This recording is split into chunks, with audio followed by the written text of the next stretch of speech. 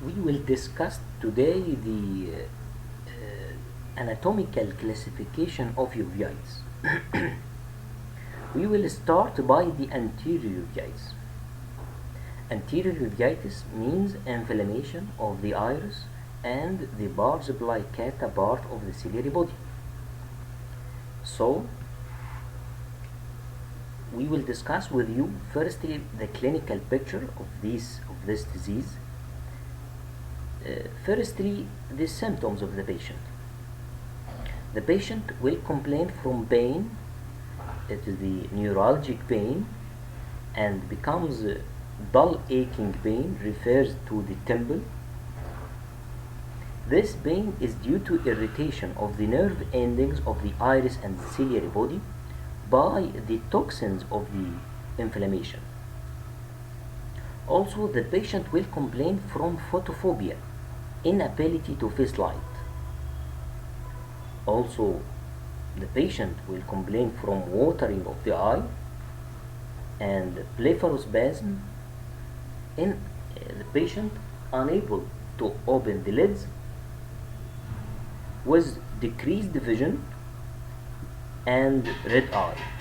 The red eye due to ciliary injection.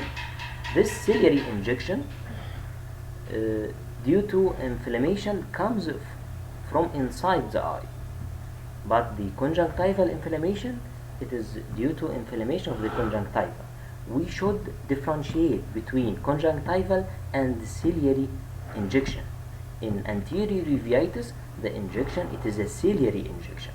So the symptoms, it is a pain, photophobia, lacrimation, blepharospasm, decreased vision and red eye. Why decreased vision in uveitis? It is due to multiple causes. Number one, from the meiosis present in anterior uveitis producing myopic shift, also due to corneal edema and due to corneal cratic precipitates deposited on the posterior surface of the cornea, also from the aqueous flare and the aqueous cells, and also from the vitreous cells present in the anterior vitreous, or may due to complications like cataract. This is the symptoms of the anterior uveitis. What about the signs? The signs, we will notice the lid edema, the ciliary injection, the cratic precipitates, it is inflammatory cells deposited on the posterior surface of the iris. The anterior chamber, it has different configurations from the iris, from the aqueous flare, aqueous cells, hypobion level. The hypobion may be hemorrhagic in picture. Also the iris, we will see the muddy iris, and in some granulomatous diseases where we will show the Cobb nodules and Bousakas nodules. The pupil, the constriction of the pupil, and on dilatation, the festoned shaped pupil.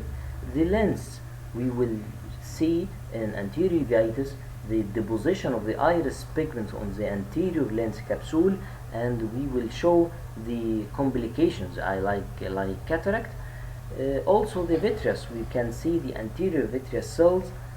Also while measuring the intraocular pressure digitally, we will show tenderness, we will feel tenderness with the patient. So we will review these symptoms and signs again by photos. You can see this patient complains from pain. As we said, the pain from anterior uveitis is a dull aching pain, and in some times it may be neuralgic. Inability to face light, photophobia, red eye and lacrimation and watering of the eye, blepharospasm, inability to open the lids. You can see this red eye with anterior uveitis. So this is the symptoms of the patient. What about the signs? You can see this lid edema. You can see this keratic precipitates. This small and large dots present at the posterior surface of the cornea. It is a mutton fat capiz. The large one, it is a mutton fat capiz. The small one, it is a simple capiz. It is inflammatory cells deposited on the posterior surface of the cornea. You can see the pupil.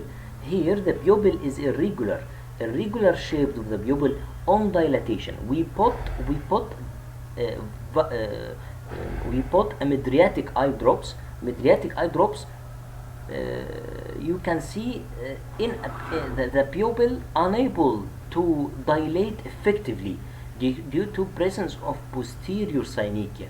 Posterior synechia in some parts between the posterior surface of the iris and the anterior surface of the lens, preventing the pupil from full dilatation. So the pupil becomes festooned in shape. So this is the festooned shaped pupil present in anterior uveitis. Also, this is the ciliary injection. You can see from the picture at the left side, you can see small straight vessels present near to the limbus. This is the ciliary injection. From the photo at the right side, it is the meiosis. You can see the meiotic pupil. The pupil is constricted. And on dilatation, there is posterior synechia. Also, you can see the iris pigment on the anterior lens capsule after resolution of the posterior synechia, but inferiorly you can see still the iris edge attached to the anterior lens capsule. From this photo, you can see here a small white dots at the posterior surface of the cornea. It is called the keratic precipitates. Also, it is another photo to keratic precipitates. Another photo to posterior synechia on dilatation of the. In this photo, the left side of the photo, this is the cornea. The right side of the photo, this is the lens. It is a cut section.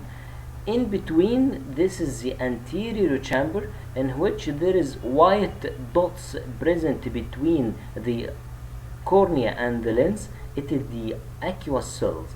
According to the number of these aqueous cells, it will indicate the severity of the lesion, the severity of the anterior uveitis. We can grade this aqueous flare from 0 to 4 according to its number, and it indicates the level of the severity of the condition. You can see from this picture also there is keratic precipitates. So keratic precipitate at the right side, and in the center it is aqueous cells, and on the pupil there is a pupillary membrane closing the pupillary area, which is called the occlusio pupillae. What about the classifications?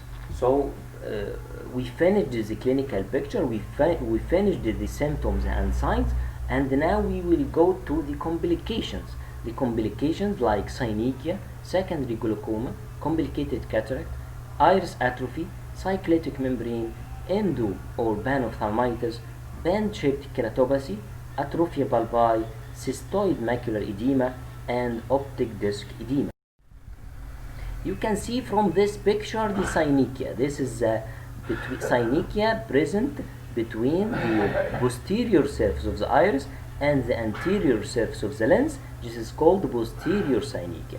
Also, the synechia may occur anteriorly at the periphery of the cornea, between the back surface of the cornea and the anterior surface of the iris at the periphery, which is called peripheral anterior synechia.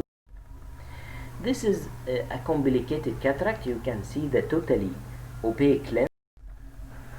This is band-shaped keratopathy in the center of the cornea, band-shaped opacity present here in the center of the cornea.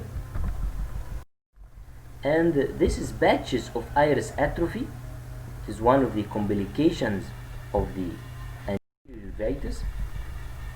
You can see this hypopion level and the severe corneal edema in which the tension is very high. It is a secondary glaucoma due to obstruction of the trabecular meshworks by the inflammatory cells and the presence of trabeculitis, and fibrosis later on becomes a fibrotic trabecular meshwork.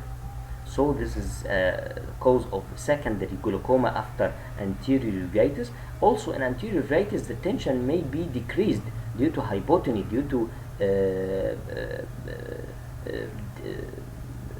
stoppage of secretions of the aqueous humor from the inflamed ciliary cells, the non-pigmented epithelium of the ciliary body due to inflammation. So produce hypotony. You can see from this picture, this is atrophia bulbi. After long time and severe case or severe condition of anterior uveitis, the ciliary body stopped of secretions and developing hypotony, and then go to atrophia bulbi. Also, you can see this photo. This is part from the anterior uveitis, but it becomes a chronic case with cystoid macular edema. You can see the lower photo. The lower photo, it is an OCT finding showing here in the center of the fovea cystoid macular edema.